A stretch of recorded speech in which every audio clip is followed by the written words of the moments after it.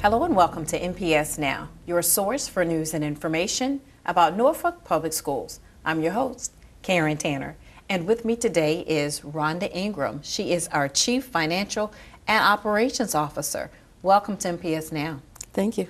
This is budget time. Yes, it's time to talk about the budget. Okay. And you're ready, right? Right. Where are we in the budget process? Well, we're really just beginning the process. We have had our first public hearing where we can get input from our community stakeholders, and we have our departments now beginning to put into their request. Next month, we are expecting information from the governor's office that will help us with our revenue projections. So we're just really beginning. Now, are we starting with the deficit, and if so, why? Yes, we are. Okay. Last year in our budget balancing strategies, we used one-time monies, which was monies left over from a previous year. So we have like $3.1 million of carry-forward funds from prior years. So it's one-time money, so we will not get it as a base for this year. So we are starting out with a deficit. So tell me, we are operating with a zero-based budget. What is that and how does that work? Basically, you start every year with your beginning request. You have nothing on the plate. And then anything that you're requesting as far as your funding for next year, you have to justify it.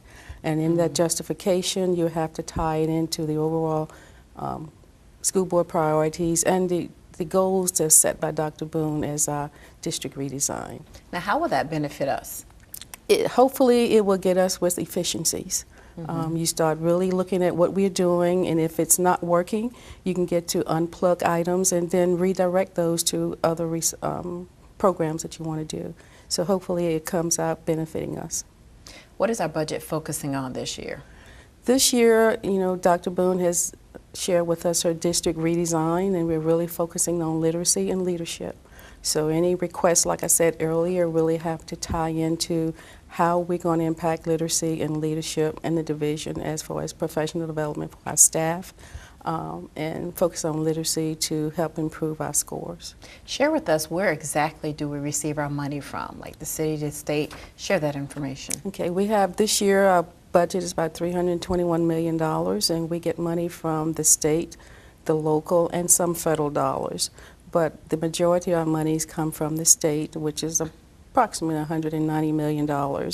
And then the local, we get approximately $118 million. And the rest, a little bit from federal dollars, which is usually impact aid or Medicaid reimbursements, things of that nature. What's our current budget right now? The current budget is $321 million. That is operating. But in addition to operating fund, we have CIP budget, which is approximately $4 million. And then we have additional funds for grants, which is approximately $38 million this year. So how much do we spend per pupil? If you're looking at average for our operating budget, it's a little over $10,000. But if you're looking at all funds, which typically we have to report to the state on all funding that we receive, and that average is a little over $11,000. How does what we spend differ from our neighboring school districts? We're in pretty good shape in comparison. I was looking at the report from the state that shows comparison by our surroundings areas, and we're around $11,000, like I said, and state average is like $11,500. And some of our surroundings areas are a little bit less than that, but we're pretty comparable. So our budget doesn't include grant money. But if we had grant money, what types of grant monies do we receive? Excuse me. Okay. Now, our operating budget doesn't usually include grant funding, but we do have a different fund to track our grant funding. Like I said, it's like $38 million. And in that as well, we get federal grants, state grants, and then we get local donations. So the federal grants, the bulk of that, I'm sure you're familiar with Title I. We get about $12 million or so in Title I funding. We also get special ed funding, which is 6B.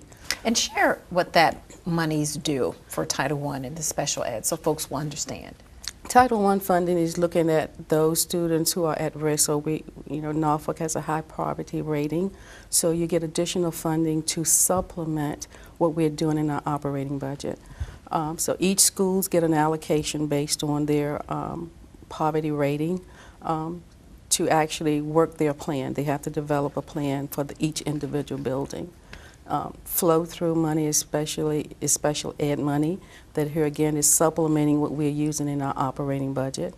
We also get like Title II funds, which assist with professional development and teacher and principal training. So the money that you get with the grant is very specific, and you have to use those funds for the intent that they were given. Right. But you cannot supplant, which means you cannot do anything in the operating budget that you normally would do.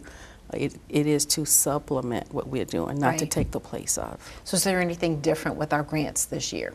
Nothing really different, with the exception of maybe we're getting additional grant funding. You know, we're getting funding associated with our military students now. Those are 2 grants we got additional this year, but nothing really different per se. And I'm curious, how does the lottery money fit into our budget? Everybody go do a scratch off, go do some numbers. How does that help us and benefit Norfolk Public Schools? Well, the lottery funding basically take care of certain categorical funding streams that we get. What's included in that now, we were getting funding originally from the state as well, but now it's a shifting of certain category funding into lottery funds. I'm sure you're familiar with our VPI, which is our Virginia Preschool Initiative. That's one of the funding sources that now that they have attached to lottery. Our initiative for reduced class size reduction, K-3, with smaller class sizes than what's required with the standards of quality. That's a funding stream of the lottery monies. Sometimes they move different sources in and out, but that's how it ties into our budget. So what's our next steps for the budget process? Next steps, here again, but departments' requests are due December 2nd. And we will start looking at those requests. We are now in the assessment area, are beginning to look at our enrollment projections, because as you know, our state funding is driven by student count. So once we get that in place, waiting on the governor's proposed amendments to the biennial budget that's coming out on December the 16th. So then we'll have basically our revenue streams, and then we'll be looking at our funding requests and the initiatives for next year. Wow. So if anyone has any questions or want to know more information, how can they find more budget information? We have, it's on the website, our current budget is on the website, but you can also call my office. We can call the budget office and ask for Phyllis Drake, who is our senior coordinator of budget, and we will be able to assist you with however we can. Thank you for sharing information about the budget, the grants, the lottery information, so we'll know everything that goes into a budget and how we're funded. Yes, you're welcome. Thank you. And we want you to stay tuned for more NPS Now.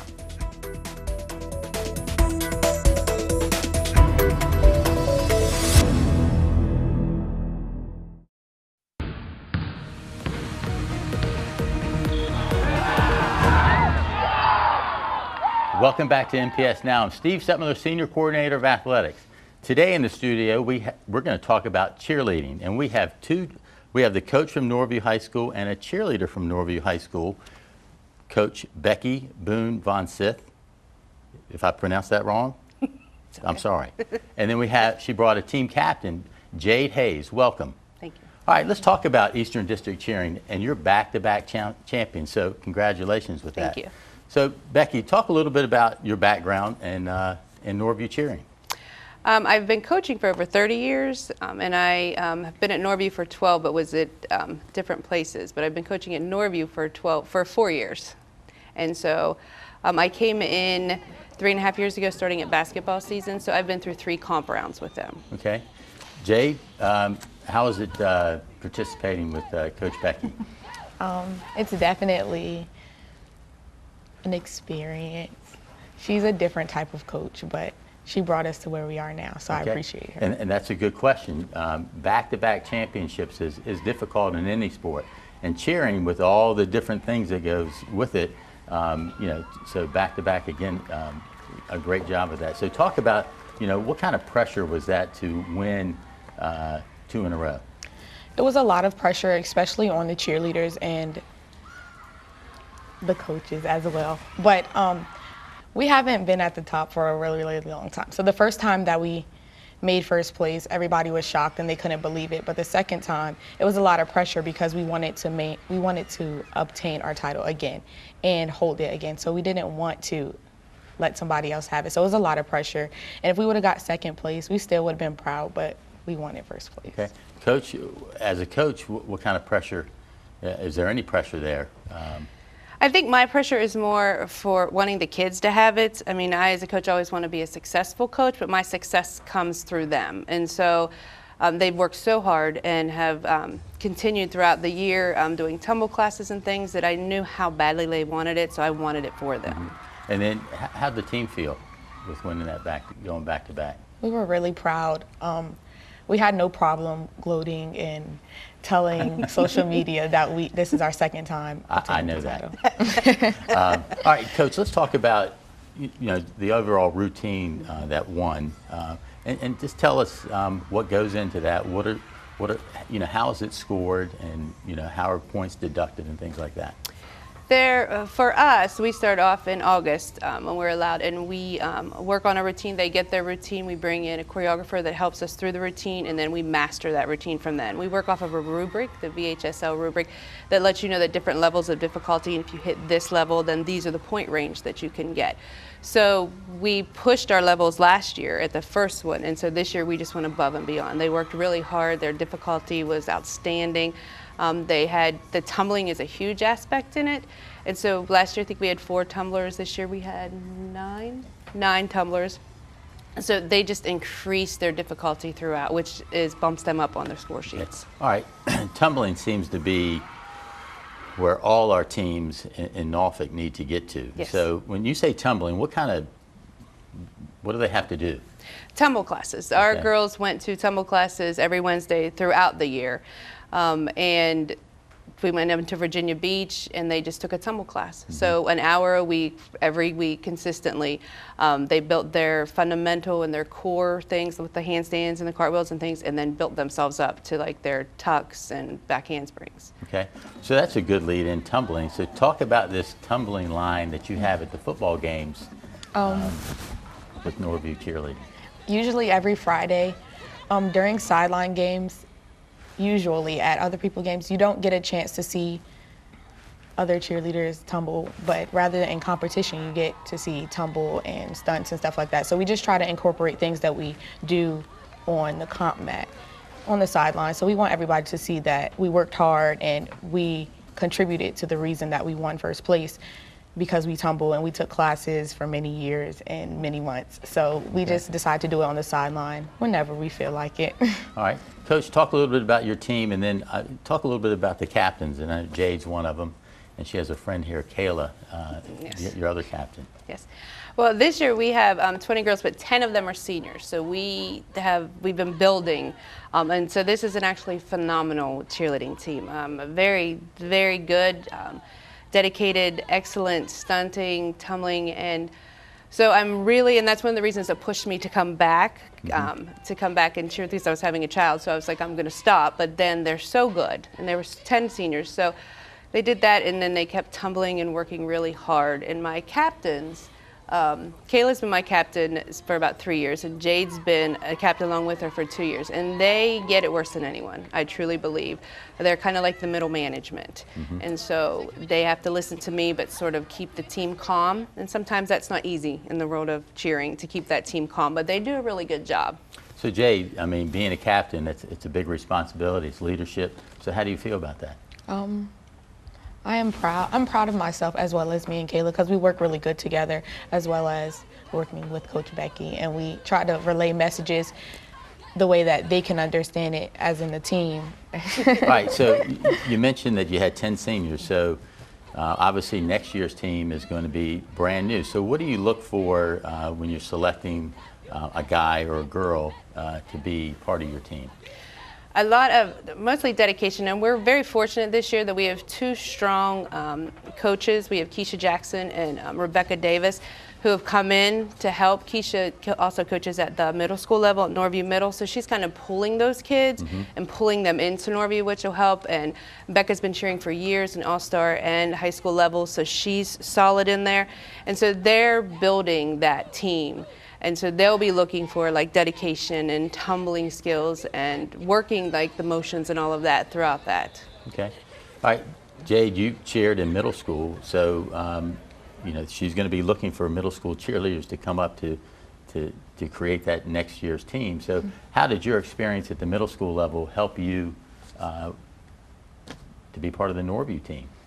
Cheering at a middle school level, it definitely brought me out of my comfort zone because I was really shy and I was really quiet, but somebody encouraged me to try out, and I tried out, and now I am who I am today. I'm really outgoing, not afraid of anything. I don't know one cheerleader that's shy. Y'all are all loud. So, but all right, so with cheerleading, we have two different teams, two different seasons. We have sideline and we have competition. So talk a little bit about the differences, and then what's your favorite? Okay.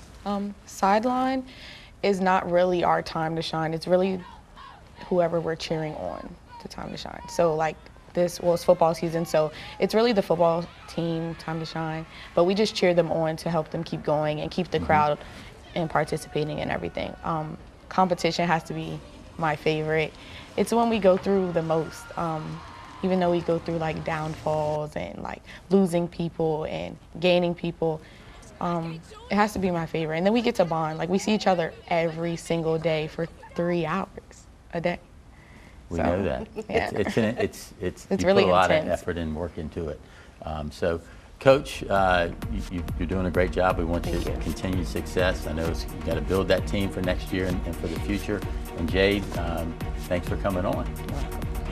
More NPS Now after this.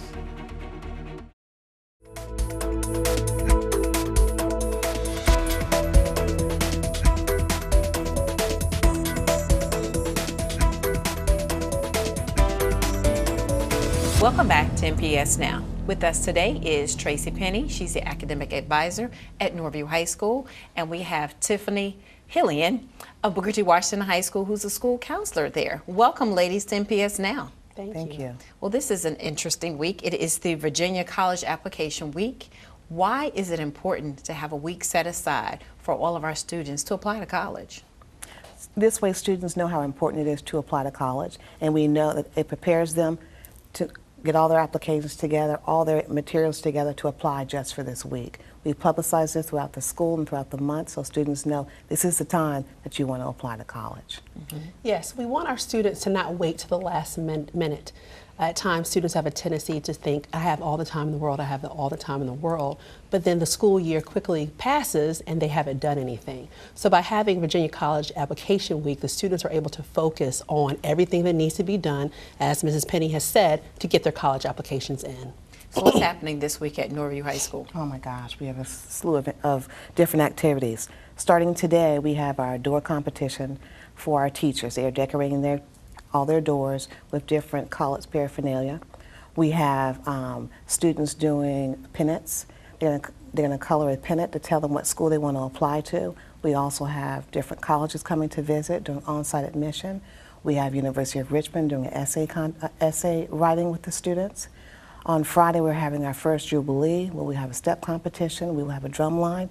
We have different fraternities and sororities coming out to the school. So we have lots of activities planned for this week. Great. What are we doing special at Booker T. Washington? At Booker T, we will be continuing our efforts to get students to apply to college.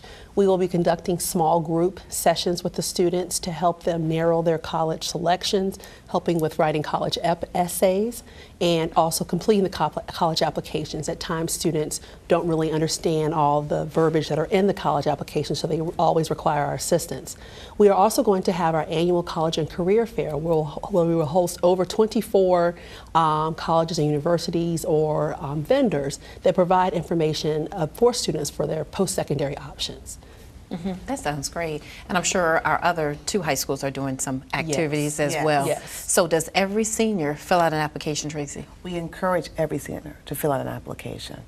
We have fee waivers for the students that can't afford to pay for the application. So we highly encourage all students, all seniors to fill out an application. This is the same for Booker T? It's pretty much the same for Booker T. Our biggest thing with our students at Booker T is for them to have options. We always stress to the students the importance of having options after you graduate from high school, so you're not just out there floundering around. Why is it important, you believe, both of you, for every student to actually complete an application? Like Ms. Hilligan said, to have options. Because right now they may say, I'm not going to college. But when they realize that all their friends are going to college, Yes. once school is out, and they have this, they've already applied, so we highly encourage everyone to apply. Tiffany, why do you think some students may not want to apply to college? I think fear. They might feel they're not smart enough or college material, or they are afraid for the amount of resources that are required for going to college. The majority of our students at Booker T. Washington High School do receive free or reduced lunch. With that, in turn, there are avenues for students to get the resources they need to go to college. So we just have to constantly remind our students that don't worry about the money. Let's just get you in there, and then we'll figure that part out. And so, Tracy, how do you help students actually complete the application? Well, the academic advisors help the students to apply. We also, during the English 11 team, they help students to write their college essay. They have a whole unit set up at the beginning of the school year to work on just college. And so we have the English team helping the students to work on their college essays. The academic advisors will help them fill out the application. We have our access advisor who is helping with the financial piece. So really, everyone at Norview High School is helping all of our students to prepare and fill out their applications. And I'm sure it's almost the same at Booker T. Pretty much the same thing.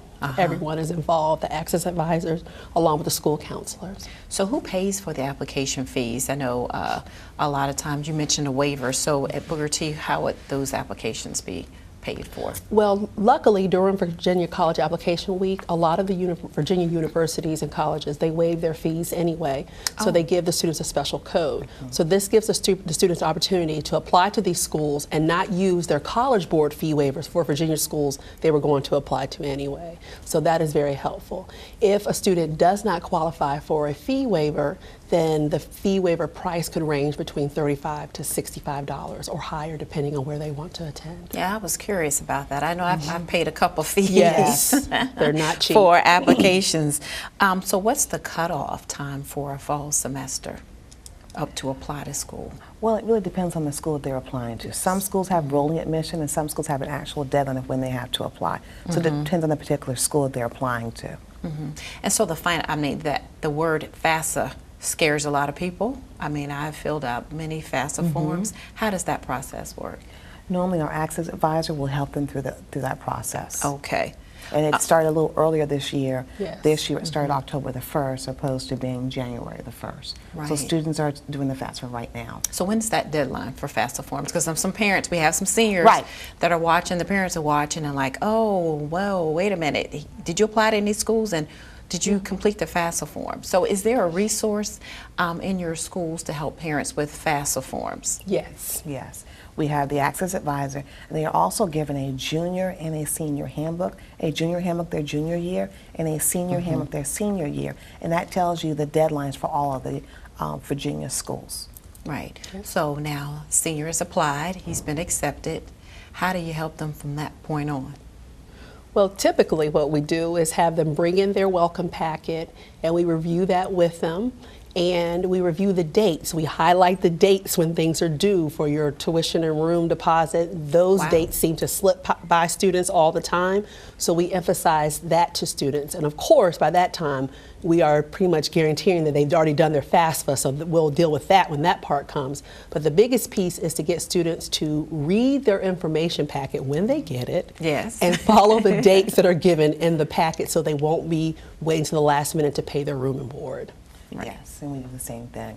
Most of the academic advisors at Norview High School will meet with their individual seniors starting in the beginning of April to make sure that everything is where it needs to be, and so they know exactly where they're going off to college and the different deadlines that are due. There's been some great information that you both have shared today for Booker T and for Norview, and I hope that other parents will reach out to their child's school for more information. So, but if parents want to know more about the college application process or financial aid, who do they contact or where do they get this information from? If the student attends Norview High School, they can call Norview High School's academic advising team. Our phone number is 757-852-4500. And at Booker T. Washington, the student may contact their school counselor. The phone number for Booker T. Washington is 628-3575. Thank you, ladies, for sharing a wealth of information. And I'm going to go back and make sure that I'm timely with my stuff. Thank you again for coming on the show. You're welcome. Thank you. And we want to thank you for watching NPS Now. It airs weekly on WNPS, Channel 47, or you can view us online at www.npsk12.com. If you have any great story ideas or information you'd like to share, email us at nps_news@npsk12.com. Again, we'd like to thank you for watching NPS Now.